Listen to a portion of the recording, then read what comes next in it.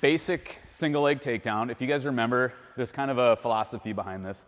Same side single, different side double. So if my same side leg is facing Jonas's same side leg, that means I'm gonna shoot a single leg. Different side, double. So that's gonna be a double leg takedown. We're gonna focus on the single today. So how I think we're gonna set this up today is kind of from those like wild punches or the haymaker. I wanna get used to closing the distance and wrapping people up in the clinch. But the basics of the single leg takedown, typically I'm gonna have to either clear hands or come in, close the distance, right? So for today, I'm gonna come in, we're gonna wrap up into our side clinch, and we're gonna set it up from here, all right? From this side clinch position, I'm gonna do a low squat, and I'm gonna think about putting my forehead right in Jonas's rib cage, okay? So I'm here, boom, here. I'm gonna drive forward with my head, which is gonna allow me to easily pick up his leg, right? You guys see kind of how I did that? So we're in the side clinch position, low squat, drive, and I pick up the leg. I'm pinching my knees, and I like to gable grip my hands under the leg. Some guys like to stack their hands this way. I like this. You can try both and see what works for you. I'm kind of just above his knee with my gable grip. Knees are pinched, and I have really good control here, all right? So that's the basic setup. So again, boom, I'm gonna wrap up in the clinch, low squat, drive.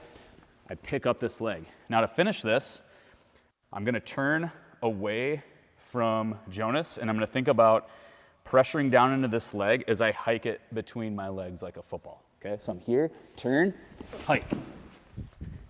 And then I'm gonna go right to knee on belly. So I always like to follow up with something, right? We never wanna get the takedown, give ourselves the 2 points, pat ourselves on the back, right? And then leave. We gotta go to something. So for today, we're gonna go to knee on belly. So punch cover, wrap them up in the clinch, low squat, drive, turn, dump, and I'm maintaining control of this leg, and I'm dragging it across my body, and I'm just gonna go right to this knee on belly position. Does that make sense? One more time. The mistakes I see with this a lot, especially if you haven't done a lot of these, guys will come in, they'll go like this to pick up the leg. They'll bend way down here. It's super easy to defend that. All Jonas has to do is push on my head and kick his leg out. The other thing I see is they won't drive in here with their head. They just try to like force this and like pick it up. If he's athletic or at all strong and he doesn't want you to pick up that leg, sometimes that can be really difficult. It's much easier. Notice what happens to his body when I drive in. Super easy to pick up the leg. Does that make sense? So that's why I'm doing that. So low squat, drive, turn, hike, knee on belly. Give it a try. Question?